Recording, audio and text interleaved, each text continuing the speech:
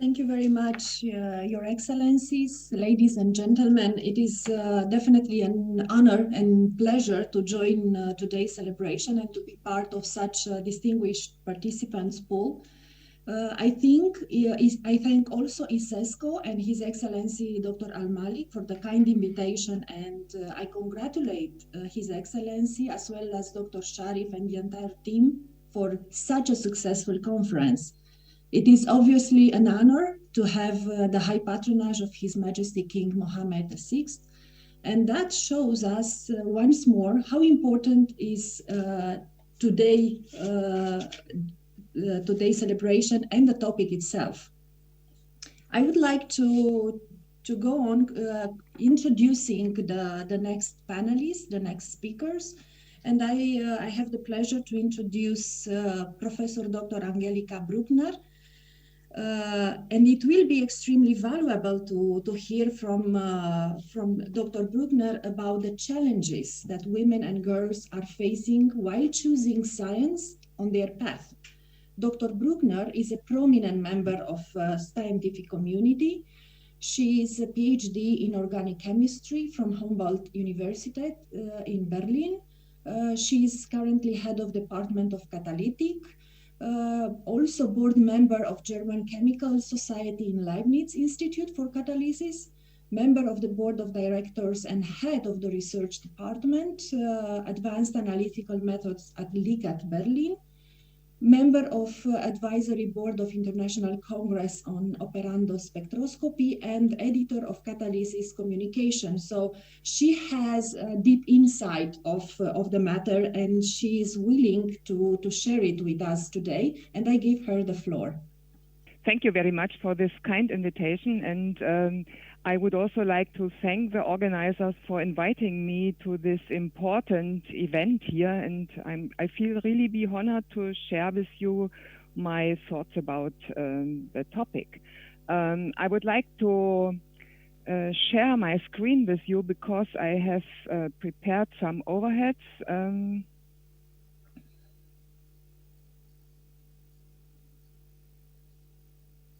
Okay.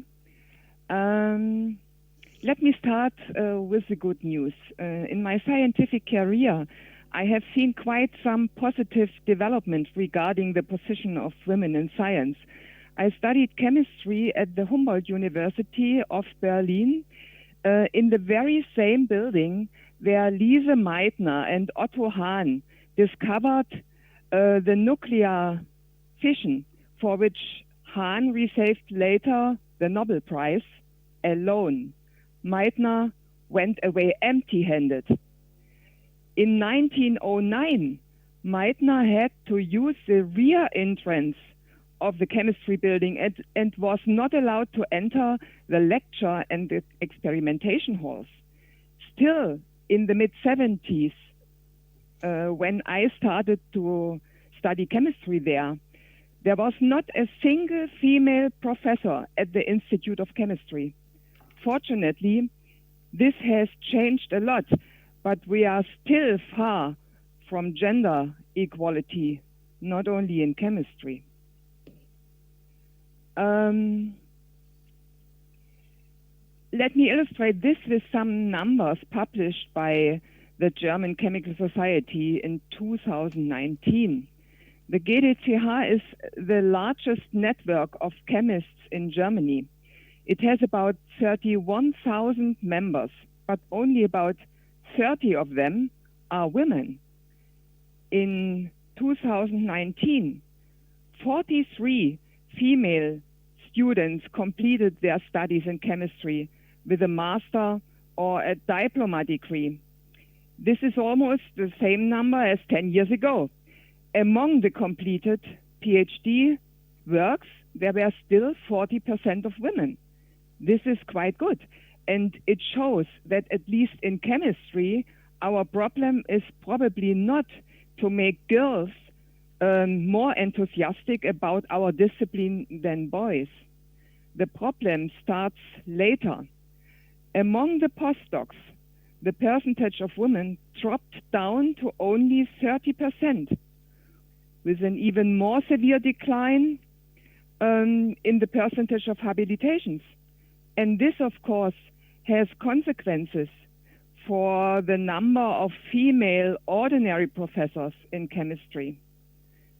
So this number has almost doubled within the last 10 years. It is still far from gender equality. And I must say that I was really impressed by the information of Liliana, since this seems to be totally different in Croatia. One suitable means to change this in Germany may be the new instrument of junior professors, this tenure track, but this has been established in other countries since long time. So what are the reasons for this strong decline? There was an interesting study on career of professors at universities in Germany, which was promoted by the Federal Ministry of Education and Research.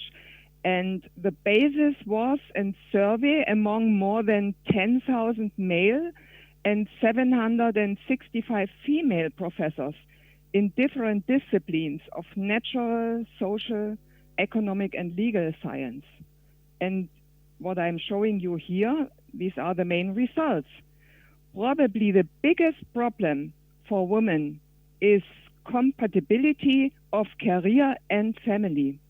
And believe me, I know what I'm talking about, since I have myself 2 daughters and I grew them up more or less alone because my husband was always working far away from our home and came only on the weekends. For a successful career in science, you need a goal-oriented, continuous professional biography, which is very hard to obtain when you also want to have kids and a family. Roughly 40% of the female professors in this survey interrupted their scientific career for a certain time because of childcare, while not a single male professor did this. The second big problem, which is in close connection to this first one, is employment security. In principle, all positions of PhD students and junior professors and many of the habilitation positions in natural science are temporary. Moreover, for obtaining a professor position, it is almost mandatory that you have done at least one postdoc abroad. Both financial insecurity and mobility around the world is really a hard challenge when you have already a family. So, what must be done to improve this situation? There is first of all the responsibility of the whole society, which comprises, to my opinion, 2 aspects. The first one is that we need a framework for better compatibility of scientific career and family. This includes that we need to have sufficient places for childcare in nurseries and primary schools, flexible work hours, sufficient and paid maternal leave to give women more freedom for independent scientific career. Here we made some steps forward in Germany during the last decade, but we are still by far not as good as other European countries. Another important request is that the society must be sensitized for taking advantage of the unique potential of women in science. Here, politics in Germany initiated a change in mind, insofar as it requests universities, business and industry leaders, professional associations and federations to improve gender equality, for example, in job offers or in leading administration positions. But sensitization of the society. This means also that women who want to live their scientific dream and at the same time have children and a family are not considered any longer as bad mothers, which is still a widespread opinion. Gender equality is for sure of utmost importance, but it is not enough for social progress. What we need is social equality. Despite the fact that Germany is a rich country, the contrast between poor and rich families is increasing. Children from poor and less educated families have little or no chance to make a scientific career. And here it doesn't matter whether you are a girl or a boy. To change this requires care of the society, suitable measures of government, and of course money. And perhaps we should here look a little bit more to countries like Croatia. Not changing this situation, this would mean that we waste human resources, which we urgently need to build up a better world. Finally, I would like to give young women some personal recommendations. So if you feel that science is really your dream, and this you must honestly check, since only when you remain enthusiastic about your discipline, you can enter into a successful scientific career. But if you are sure about this, never give up. Use any support you can get. In Germany, we have quite a few opportunities. For example, mentoring programs in universities and in the big research societies like GDCH, Leibniz, Helmholtz, and Max Planck Society. There is special funding of female professors and female junior research groups. Use all these opportunities. In your own countries, you may have different possibilities here. So at the end, I would end with a important word of Marie Curie, who said, we must have perseverance and above all, confidence in ourselves. And we must believe that we are made for a cause and that this cause must be achieved. Thank you very much for your attention. Thank you very much, Brunik. And now I would like to introduce Mrs. Shelley Brunswick. She's COO of Space Foundation and executive leader for the Center of Innovation and Education. She brings a broad perspective and deep vision of the workforce development roadmap and economic opportunities available to all people in the space economy. Currently, she is the leader on congressional liaison for the US Air Force and leading the Center for Innovation and Education. Her work, her experience and passion is inspiring for all women and girls that dream indeed to embrace a career on this field. So after Dr. Angelica Bruchner, I will invite now Mrs. Shelley Brunswick to share with us her experience. Thank you. Well, thank you so much. It's an honor to be joining you today. Director General, Your Excellencies, guests of honor, distinguished guests, colleagues, students, it's a pleasure to be joining you today on this special day of the International Day for Women and Girls in Science. I have some slides I'd like to share as well to really talk about opportunities for women and girls in space science.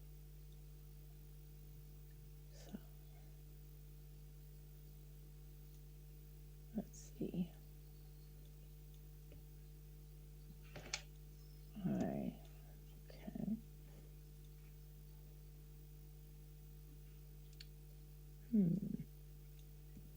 For some reason, my slides are not working. One moment, but let me talk a little bit about what is the Space Foundation. Many of you may not heard of what we do. And the Space Foundation is a U.S. nonprofit that does business internationally. And our goal is to provide opportunities so that all individuals can find their way into the global space ecosystem. So we're still not getting slides, so I don't know why that's not working, but that's okay. What I'd like to talk about is what are the opportunities for women and girls? And the first area I'd like to talk about is what exactly is the global space ecosystem? When people think about that, they may think of launch vehicles or astronauts, but the global space economy is $424 billion, and it is projected to grow $1 to $3 trillion in the next 10 to 20 years. And when we think about what does that entail, that's more than going to Mars or cislunar orbit. That's jobs right here on Earth. That's data analytics, healthcare, robotics, artificial intelligence. And so these jobs are emerging now, and there are opportunities for everyone to find a place in this growing space ecosystem, whether it's a high school diploma or a PhD or somewhere in between. And that can be a trade profession, a scientist, an entrepreneur, or an artist. So today's global space economy has been democratized, and it's open to all to find their unique career path into this space economy. Some of the things that we like to talk about are that people don't think about when they think about space is the benefits that it's brought to us every day.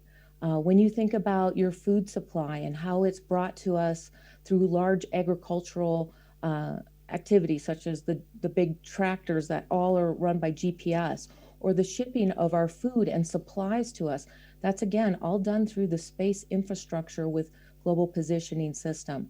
You can look at types of materials, such as athletic clothing or clothing we wear, or fire retardant clothing that firefighters wear, all came from the space program. Cordless tools that we use came from the space program. And so when you think about the opportunities to be part of space, you can look across all these industries, whether it's agriculture, healthcare, finance, education, communications, and so many more, and decide if you want to be the entrepreneur that's bringing technology to market, or if you want to be part of a team that's bringing that technology to market as a business leader, as a marketing person, as an electrician. There's always opportunities for everyone to be part of that global space ecosystem. The other way that we look at space is how is it benefiting us today and into the future? So many of us, we will start traveling again, and we're all going to get on airplanes. And we really hope those airplanes are using GPS, but also it provides good weather prediction. We want those pilots to know if there's bad weather ahead so they can route around it. We want to know those supply ships that are coming from other countries that are bringing us all the goods and services in this global economy we're in. Are they going to travel through fair seas? We want to make sure that space is safe for everyone to have communications and infrastructure into the space economy, because all of that is running on the infrastructure of space. So when we talk about these things, I want you to open your perspective that space is about astronauts and launch vehicles, and congratulations to our friends and allies at the UAE Space Agency for landing on Mars. We look forward to joining them in a couple weeks, and we look forward to joining the Chinese as well for their landing. But the jobs and 95% of the growth and the economic opportunity is here on Earth, and it can be created in every ecosystem.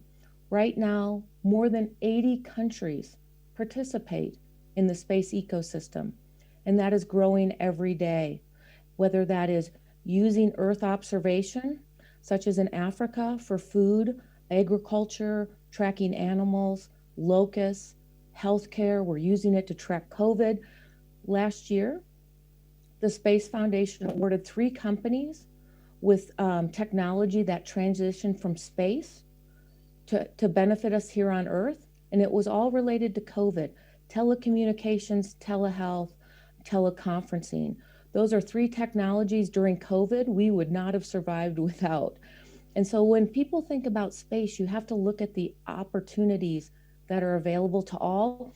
The US can be one system that you can look at that started as a government system with military and civil, and now it is pivoted to 80% commercial. Other countries can look at that model and say, I want a different model. I want to use technology to create innovation centers. Many of you may not know that NASA and the European Space Agency have a technology transfer office that have patents that have come from the space program that are available for individuals to apply for that patent, to commercialize and bring to market, and start not only a job and a career for themselves, but also create jobs for others. And as I like to say, when we solve for space, we solve for Earth. When we go to Mars and look at creating habitats and new energy solutions and new energy storage and healthcare and growing food in austere conditions and restricted water, we can take that technology and solve those problems here on Earth.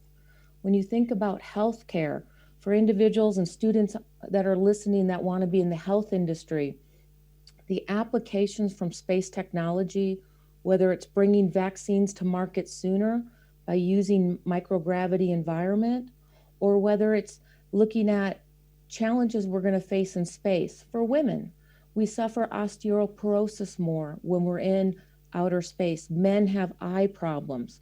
So when we solve for those problems for outer space, we are now being able to solve those problems for those of us here on Earth. To go to Mars, we have to slow the aging process. And that's going to require a great deal of investment, but also, again, we are all part of an aging society that will allow us to all have a better quality of life as we age. So I hope for the students that are listening, you're hearing that there are many opportunities for you to find a place in this growing space ecosystem. And for the ministers and government officials, the Space Foundation is a U.S. nonprofit that does business internationally. We look forward to partnering and collaborating with you and finding ways to open space opportunities in your community for all your citizens, because there is a way for all of us to work together so that we can better humanity. And I know we have several environmentalists on our panels. Again, as we solve for space, we can bring those technologies back to Earth to solve for the challenges we face here on Earth. So I look forward to talking more with you in the chat. And again, I'm honored to be joining you today. Dr. Sharif, it has been a pleasure working with you, and the Space Foundation is honored to be a co-partner in this event. Thank you very much, and happy International Day for Women and Girls in Science. Thank you so much, Mrs. Brunswick. It was really inspiring, really interesting to go through challenges as Dr. Bruchner presented, the challenges that a woman involved in science face, going to opportunities for women and girls as Mrs. Brunswick has reflected now and explained how important and how we can go to that point.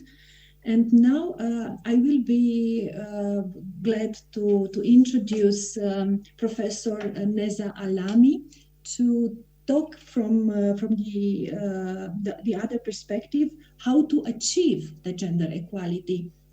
Professor Neza Alami has a PhD in microbiology and immunology from the University of Montreal, Canada.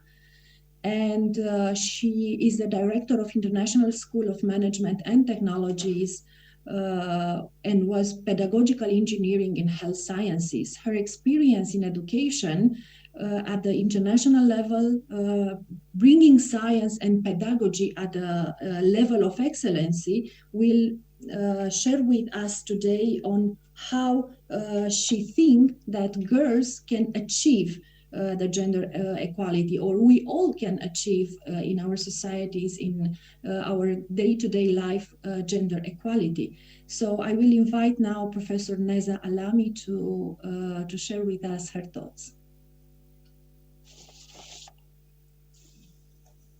Thank you, Your Excellency. Dr. Salim Al-Malik, Director General of ICESCO, Excellencies, guests of honor, esteemed guests, all members and friends of ICESCO, ladies and gentlemen, Assalamu alaikum, good morning. It's a great honor to join you today on this great event for the celebration of the International Day of Women and Girls in Science.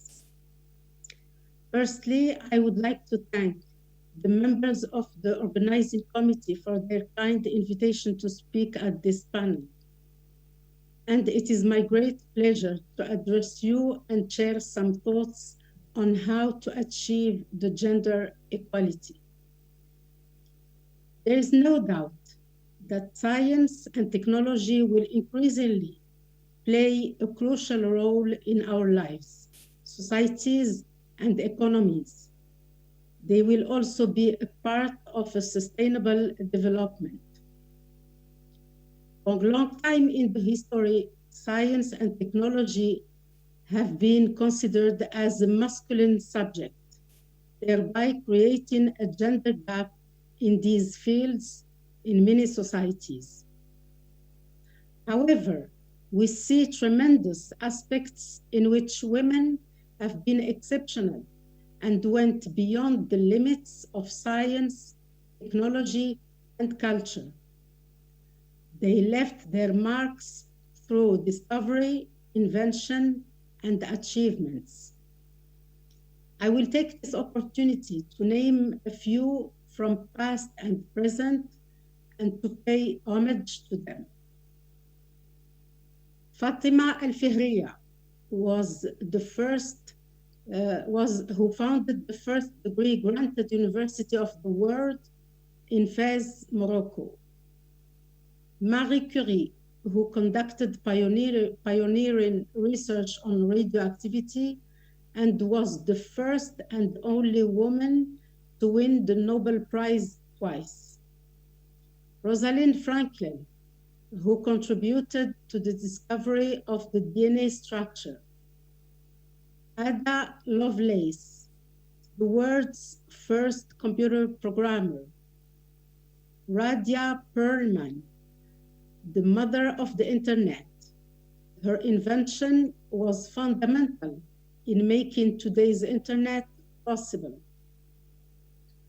These women and many others broke the gender barriers along the way, despite the social structure. We can say that at present, women have shown more self-determination and are actively taking part in the development and advancement of science and technologies. However, data that was reported by the UNESCO Institute for Statistics has reported that in June 2019, women account for a minority and overall represent about 30% of the world's researchers. Additionally, a recent study published in 2020 by the Overseas Development Institute has shown that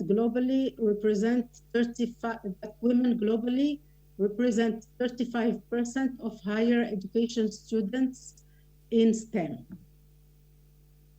The reasons reported for this low level for women and girls' engagements in the field of science and technology are stereotypes within schools and families of boys being better at science and maths, or more likely to succeed in STEM-based jobs. Secondly, perceptions that heavily male-dominated STEM career are not suitable for women. And finally, in some cultures, continued attitudes that investing in education is more important for boys than girls. These observations have driven the thinking about initiatives aimed at moving towards gender equality in STEM. Here, I will share with you some targeted initiatives to inspire young women and girls into science and technology. These initiatives have more likelihood of success. Of course, these thoughts are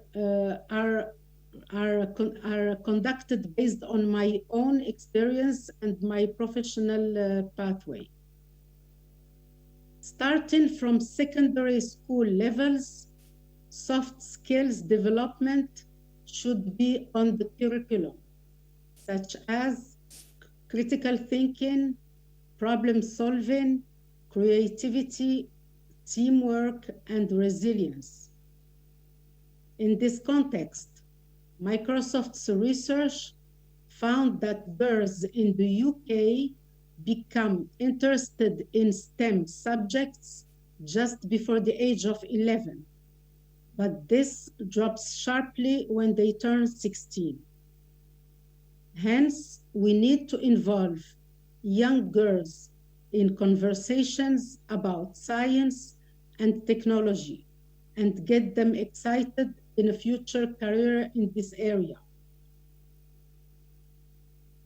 Another initiative that is used in Mexico, which seems to be a promising approach, provides secondary school students and their parents with information on the demand for STEM-based jobs and the financial returns that the studies in technical fields yield. When armed with this information, concerns about suitable career for women often melt away.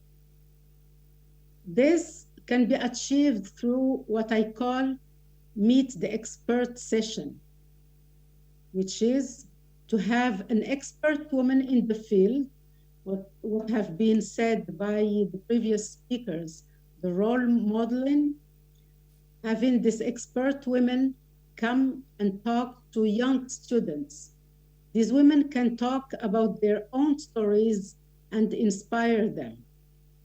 It would be a shining example of how hard work and determination can lead to success.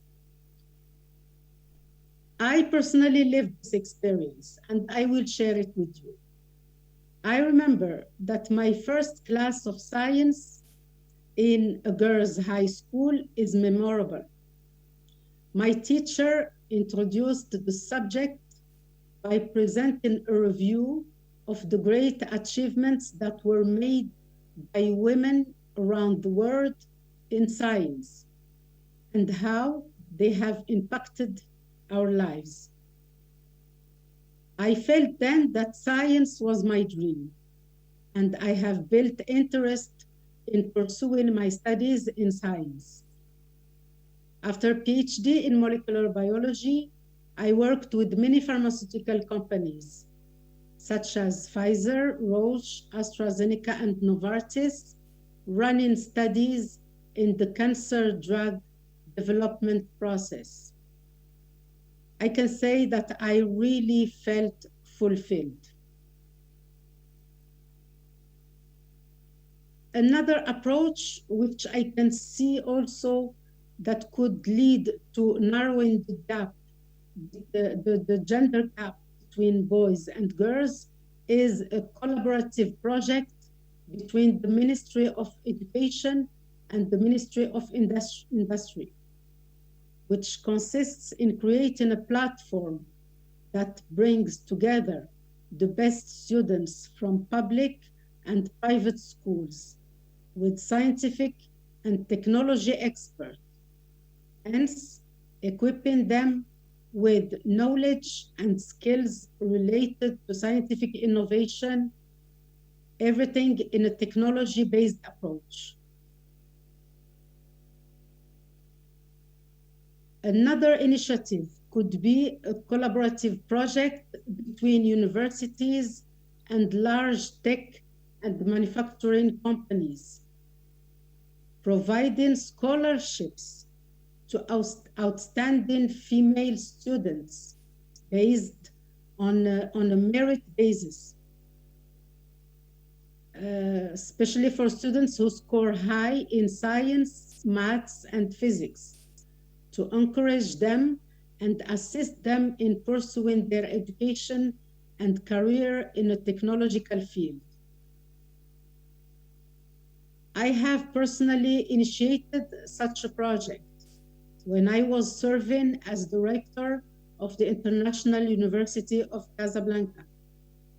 I have obtained scholarships from the largest pharmaceutical company in Morocco, Cooper Pharma, for 2 female students with high scores and coming from low-income families. These students were interested by entering the engineering school. And please allow me to take a few moments to express my thanks and appreciation to the CEO of the company, Mr. Jawad Sheikh Al-Helu. Other initiatives have been reported by the International Organization for Women in Science for the developing world. These initiatives provide many opportunities for women in research and also about their career development and networking opportunities. These initiatives are: increase the participation of women in developing countries in scientific and technological research, teaching, and leadership. Promote the recognition of the scientific and technological achievements of women scientists and technologists in developing countries. Promote collaboration and communication among women scientists and technologists in developing countries and with the international scientific community as a whole. Increase access of women in developing countries to the socio-economic benefits of science and technology. Finally, increase understanding of the role of science and technology in supporting women's development activities. To conclude, a message to our young women and girls, quoting what Dr. James Goodell said: "What you do makes a difference, and you have to decide what kind of difference you want to make." And the take-home message: there are 3 key words that are necessary to be kept in mind in order to narrow the gender gap in science and technology. The 3 keywords are investing in education, inspiration, and empowerment. Thank you and have a great day.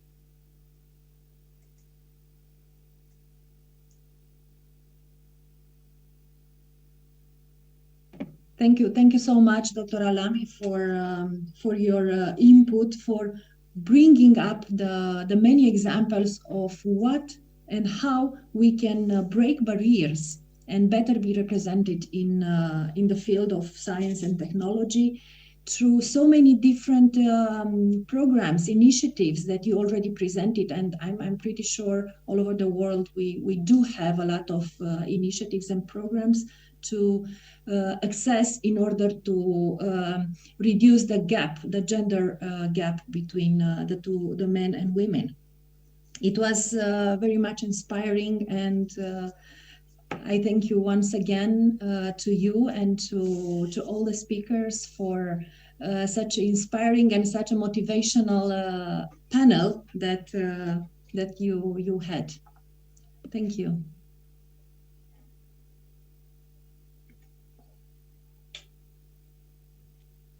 And I also saw that there are many questions already addressed in the chat.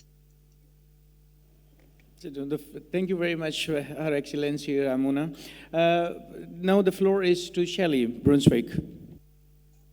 Well, thank you so much. It's, again, an honor to be joining you today to talk about the wonderful International Day for Women and Girls in Science. So thank you. I have a fantastic panel joining me for this. Dr. Sarah Qurushi, Ms. Katarina Lorenzo, and obviously Ms. Ramona Menescu. So what I'd like to do is start with Dr. Qurushi. Dr. Sarah Qurushi is the CEO and co-founder of Aero Engine Craft Private Limited, Pakistan's first commercial engine and aircraft R&D company that is developing environmentally safe, contrail-free aircraft engines for the global aviation industry. Sarah has a PhD in aerospace engineering from Cranfield University in the UK. During her PhD research, Sarah and her father patented the contrail-free aero engine. Sarah has also recently co-invented and filed a patent for a supersonic commercial aircraft engine. She was awarded the Distinguished Aerospace Alumni Award by Cranfield University in 2020 for her leadership role and dynamic contributions in her field. Ladies and gentlemen, Dr. Qurushi will be joining us to talk about boosting women and girls to set startups and entrepreneurship. Thank you, Dr. Qurushi.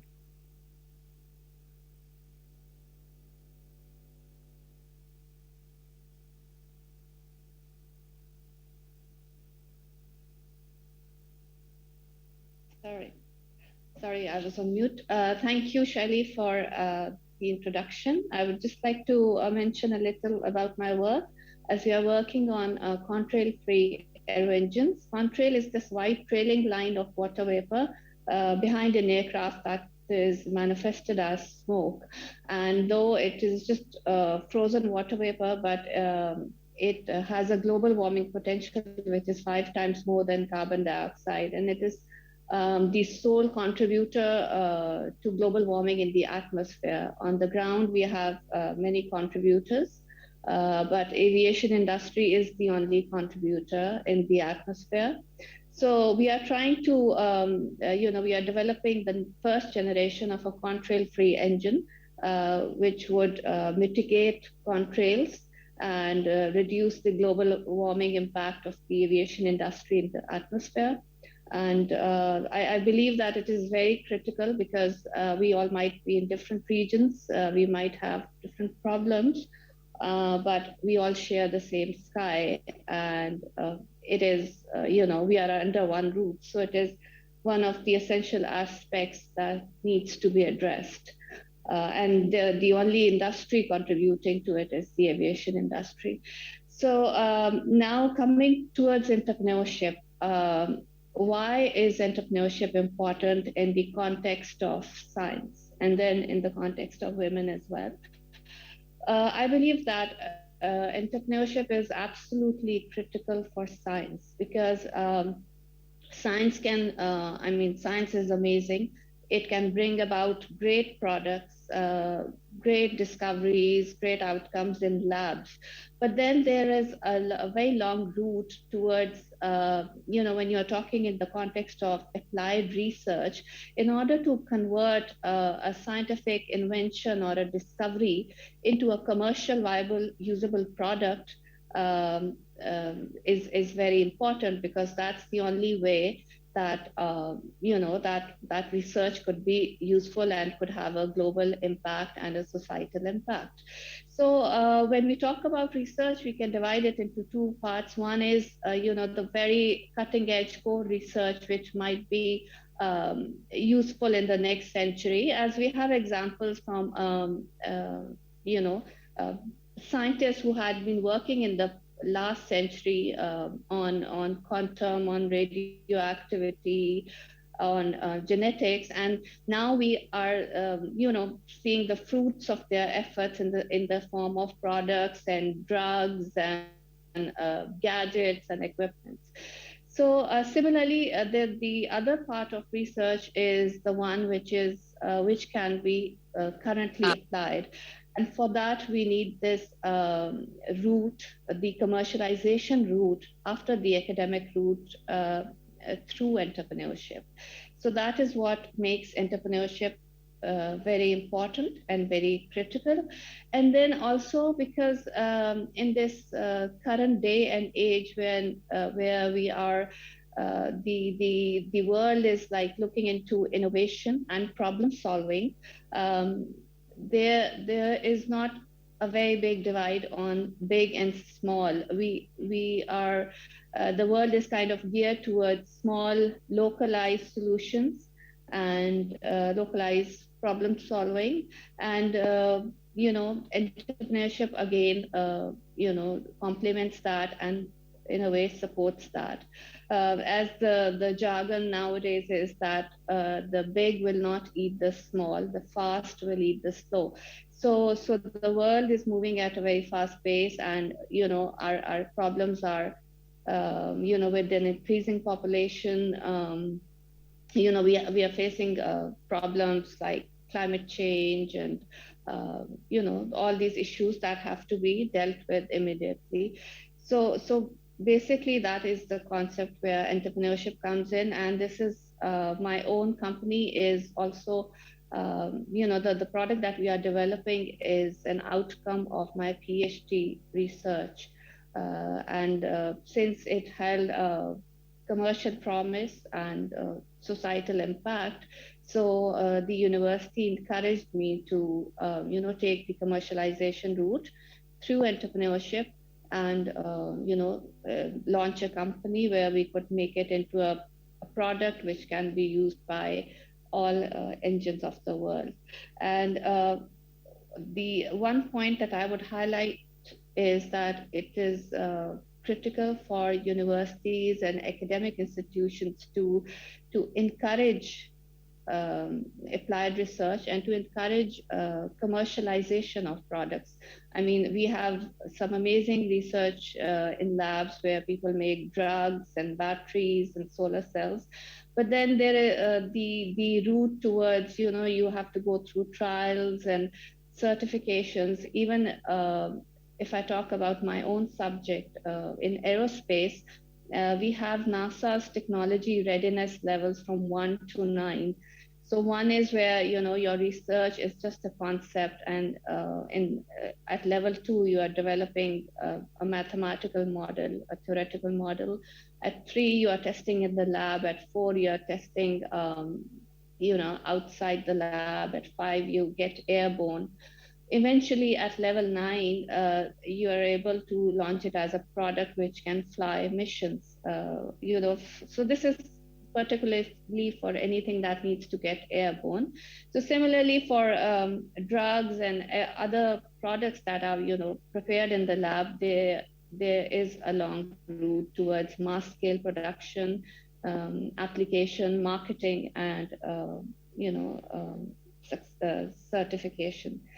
So entrepreneurship needs to be encouraged. And secondly, entrepreneurship is like a training around the business elements or the application elements to non-business specialists, because obviously business specialists are definitely trained to market or mass produce any product at a viable price. But as a scientist, as a researcher, our minds are trained differently. And then this has to be taught alongside, so that once we decide to commercialize our research, we know the right way to do it. Other than that, I would like to say that my idea for involving girls in STEM, I believe that science has generally been portrayed as something which is not very colorful, which is dull. And so there's like a general perception that it's more for the boys and for the girls. So I think the right amount of exposure and the right kind of exposure at an early age to girls would help them. And why we need it? Why do we need more girls in science? It's because we know that they have a different approach. Women have a different approach from men. We do understand that research is very painstaking. It needs a lot of peace of mind. You know, and sometimes it is not monetarily rewarding. So for men, generally in a lot of cultures, like a lot of Eastern cultures, including our own culture in Pakistan, cutting edge research is not very financially rewarding, though it is very professionally rewarding.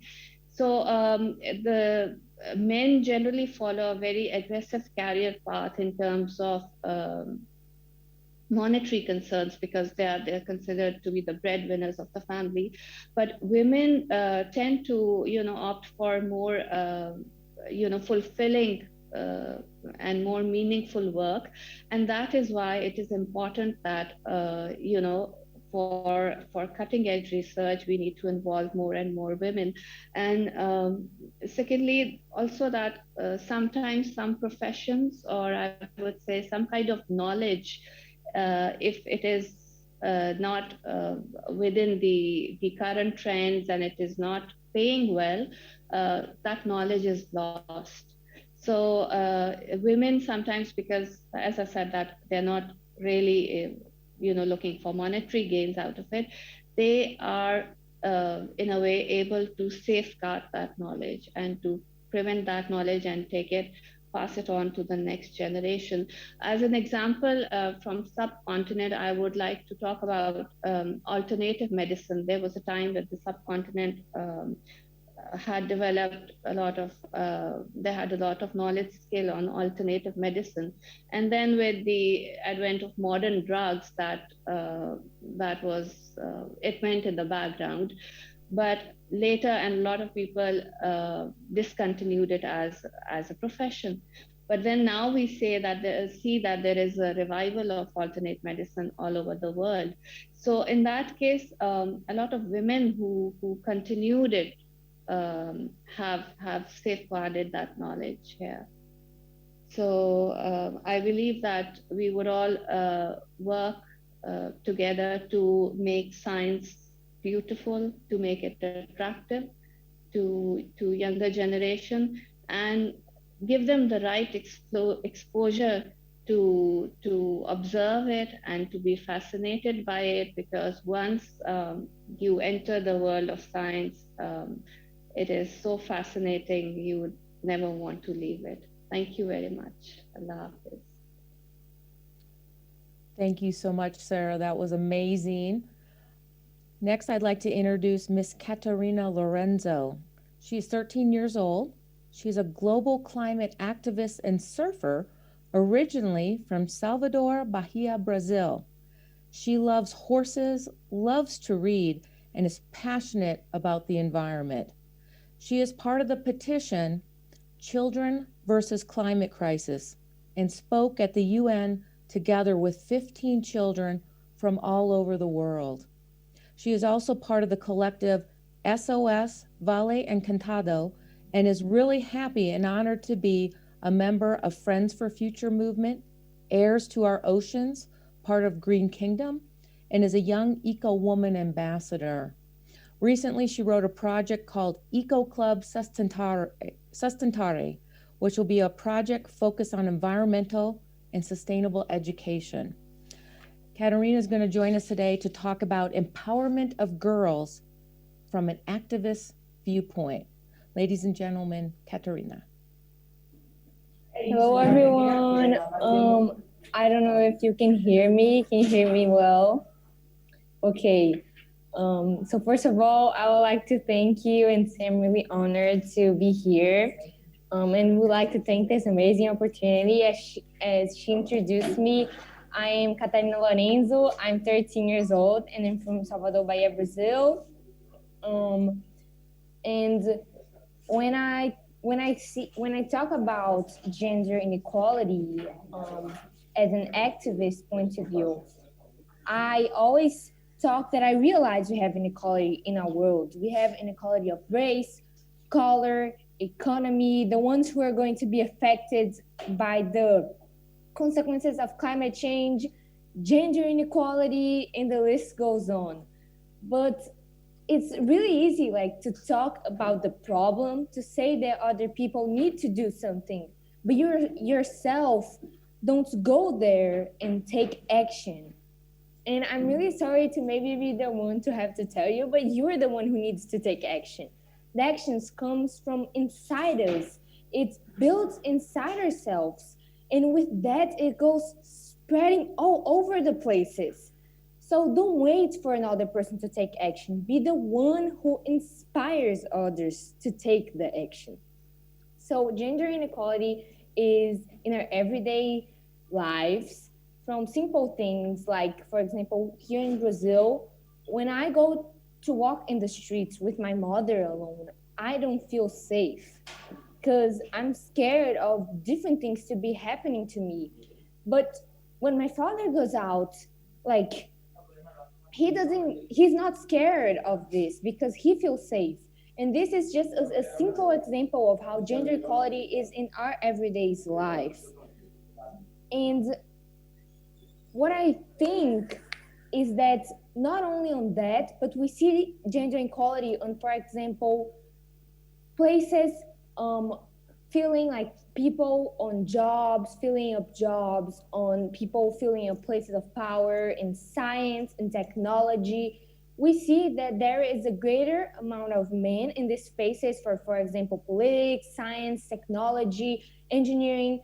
In these places, we see a greater amount of men. And what we need is for us women to start filling up these places.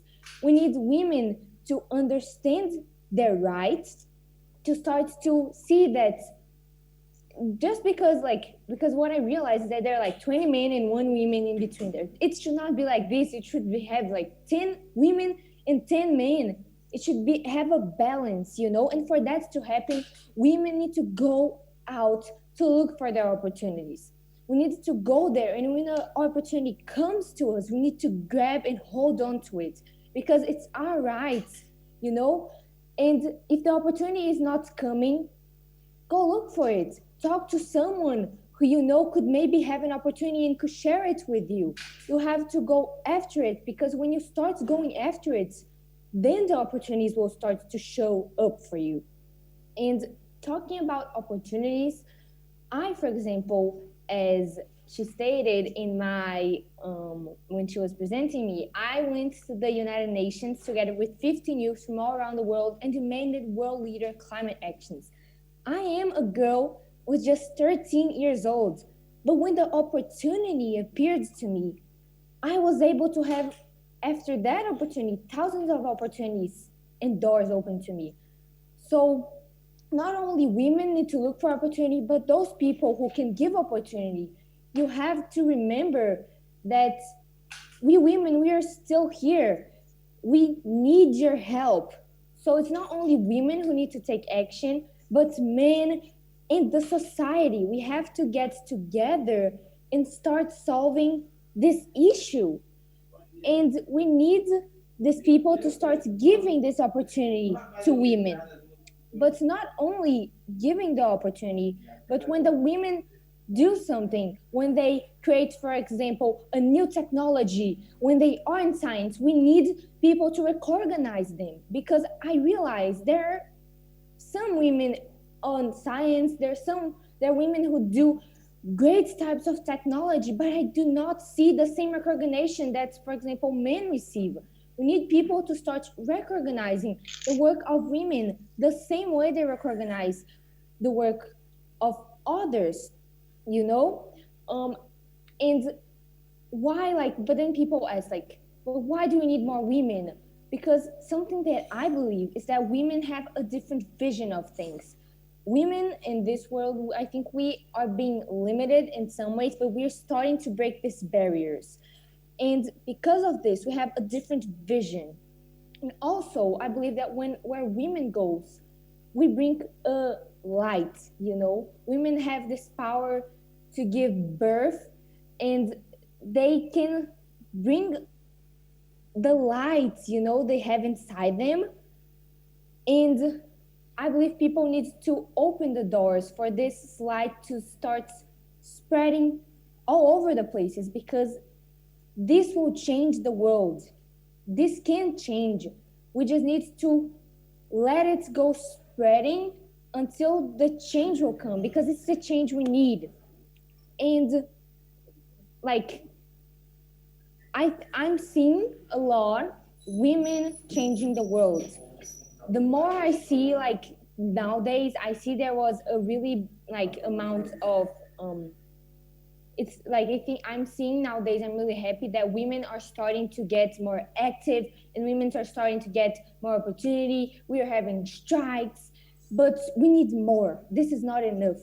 We need more than just words. We need like action. And after the strike, we need to the strike to, like, for example, when we do a strike for women to have more opportunities, then the opportunities to come, you know, we have to get to that goal. And we have to fight. Like, I'm sorry, maybe like the fight, maybe it's not easy, and I know it's not, but you know, if we continue, if we really do not give up, we really believe on that dreams, we really focus on that goal and tell ourselves, I can do that. Believe in yourself. Don't limit. Don't let anyone limit you, and don't limit yourself. Go there and say, I believe in myself and I can do that. And of course, there will be 1,000 challenges, but you will overcome those challenges. And in the end, you will get to the goal you want, you know? You can do that. Like, I remember when I was small, I never thought like, oh my God, I'm going to the UN to speak to 1,000, like a lot of people. But the opportunity came, you know? And I am a surfer. So for example, in surfing, and a great example here is, for example, when I was small, I never thought I could do a maneuver. And today, my mother, when I was little, always told me, Katarina, you need to never give up. You need to be training and you need to go after that. It doesn't matter how many people tell you you can't do it. Doesn't matter, because there are people who don't want to see you grow, you know? Don't let that people stop you. Continue, and in the end, you'll get to that goal, to the goal you want. So yes, this is what I came to say, and have a great International Day for Women and Girls in Science. Thank you. Well, thank you, Katarina, for that very inspiring and uplifting presentation. I think that's made everybody's day.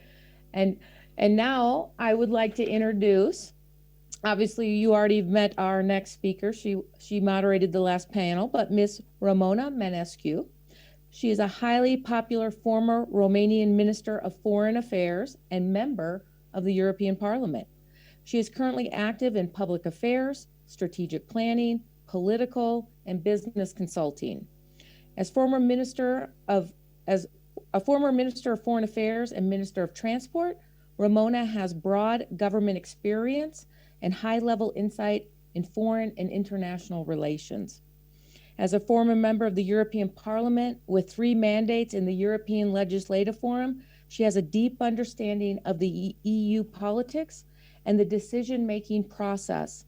As a member of the Foreign Affairs Committee of the European Parliament, Ms. Manescu is strongly involved in the EU's foreign policy in relations with the extended MENA region. Ladies and gentlemen, I want to introduce Ms.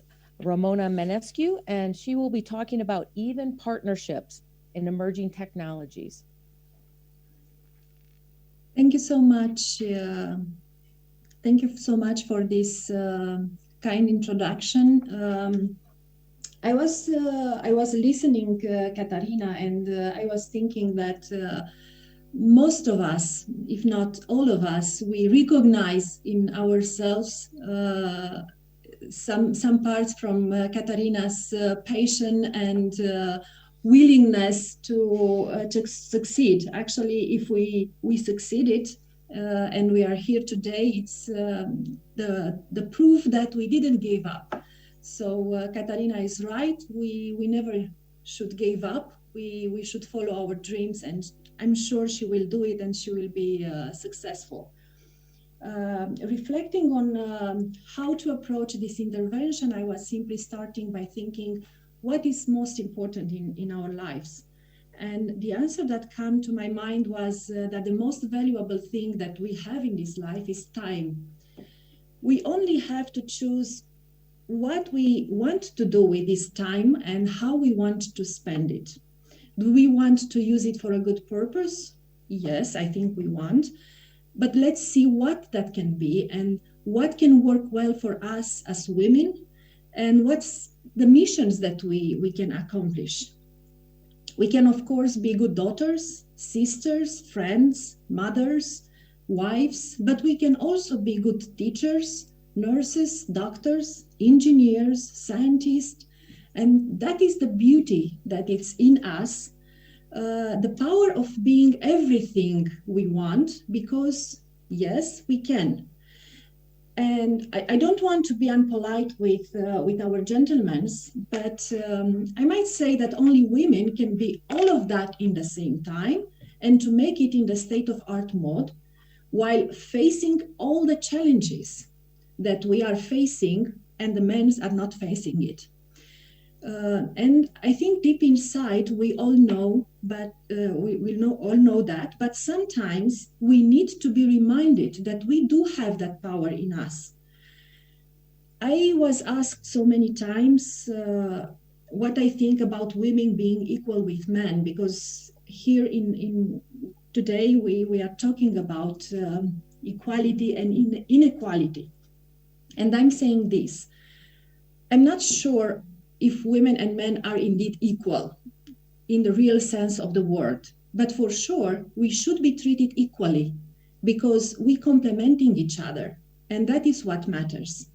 And a country that wants to succeed and to bring the best out of its potential should definitely ensure equal access to education, equal chances, equal opportunities, equal payment for the same work for both men and women. And that because this will bring the most out of each and any of the people of that country. And that will turn into a real success and paving the path to prosperity and well-being of that society.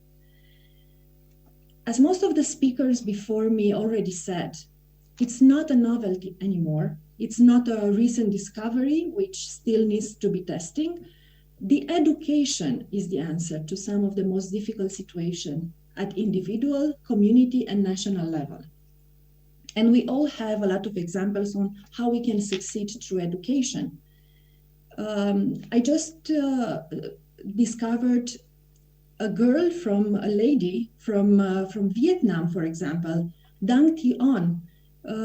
She proves how education can change the destiny of an individual. She grew up in a tribal village in Vietnam in a family of 12 children, and just 7 survived, unfortunately. Her house had a roof made of leaves and no electricity.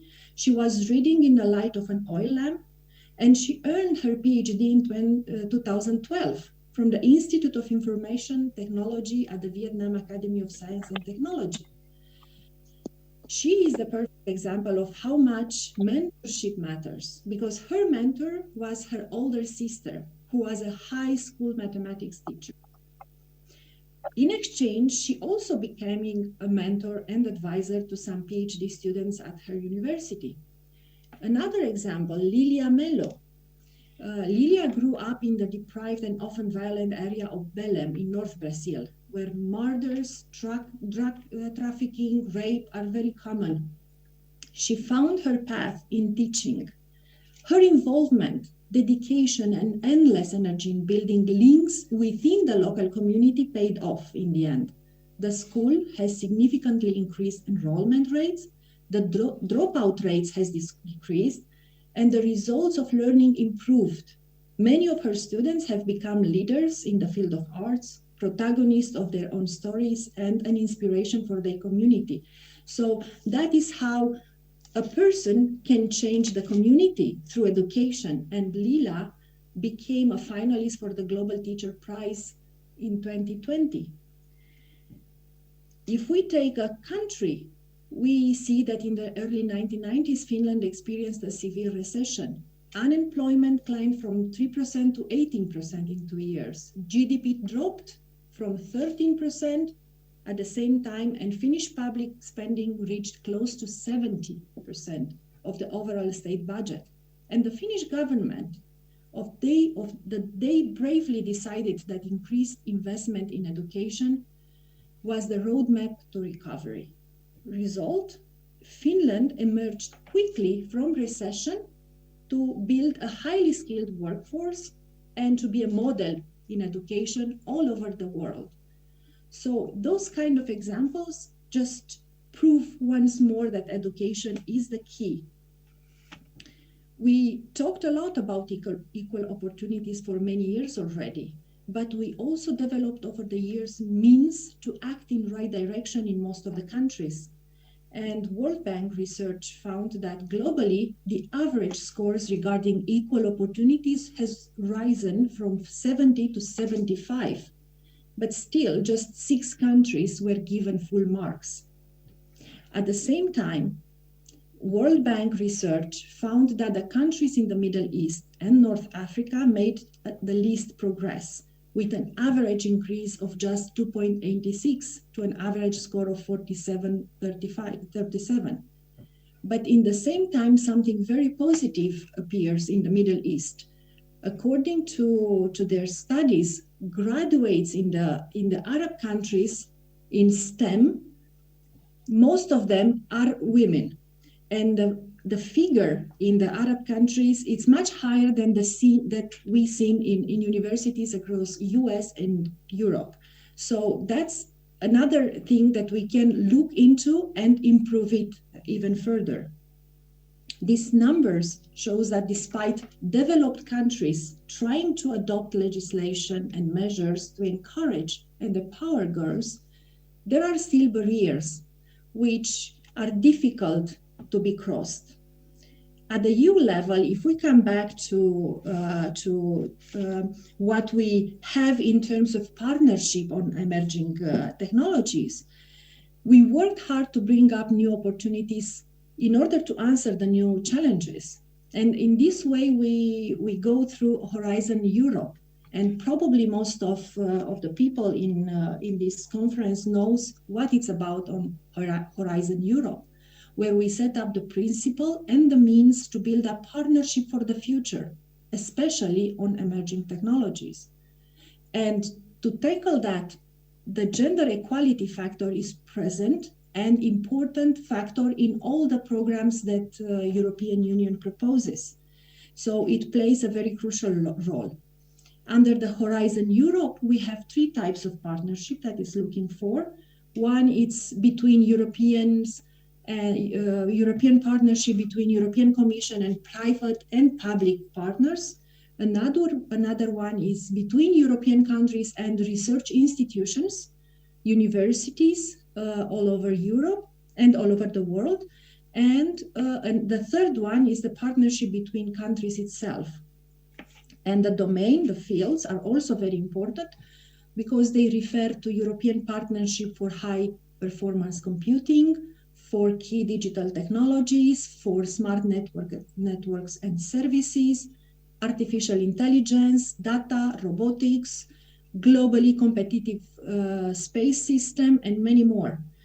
But along with all these programs put in place all over the world, not only at the European level, we still need to encourage women and girls to dare dreaming big. We still have this challenge of women that are not there yet. And this is perhaps one more reason for those women who got successful and can make a difference already to be more active, more involved, and embrace mentorship roles. A role model is extremely powerful motivator for young girls in taking a path towards success, especially in STEM. This is particularly true in the more disadvantaged regions and countries of the world, but not only. We know that obstacles and prejudices are everywhere, and the speakers before me, they actually show how even in the Western countries, in very developed countries, there are these prejudices that are blocking our access. I vividly remember two Romanian girls, Bianca and Mihaela. They were students in high school, and they won the Grand Prix of the NASA Space Settlement Design Contest with their project Cicada. The two proved to be the best among 10,000 competitors from high schools all over the world, and their project was the one chosen from 2,500 competing projects. Of course, I was very glad to support them in presenting their project at NASA and to encourage them to dream big. The two students are not the only ones that I have supported over the years. I have supported boys and girls equally. I just remember them because they were a team of only two girls who had the courage and tenacity to follow a dream, which in the beginning seemed way too daring and difficult to achieve.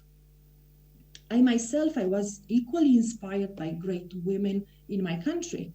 How not to be inspired and impressed by examples like Professor Dr. Ana Aslan, a world-level pioneer in genetics. She invented gerontology, or Eliza Leonida Zamfirescu, a Romanian engineer who was one of the first women in the world to obtain a degree in engineering. She was rejected from her first school of choice due to discrimination against women. And despite that, she managed to carve herself a spot in a male-dominated field like geology labs. But example like these women and girls that excelled is everywhere. We found it everywhere in the world. Unfortunately, even in those places where performant and functional education system exist, sometimes girls need an additional incentives or push to follow their dreams. And that is why we all need to be there to push and to support and to encourage. All the more in places with challenging conditions and cultures with a deficit of equal opportunities, it's even more important. Therefore, I will conclude by saying that no matter the country, education and mentorship, no matter the country, education and mentorship plays a very crucial role. And we must continue to support the efforts made on supporting and promoting women and girls in such an important field of sciences, but of course, not only. Thank you.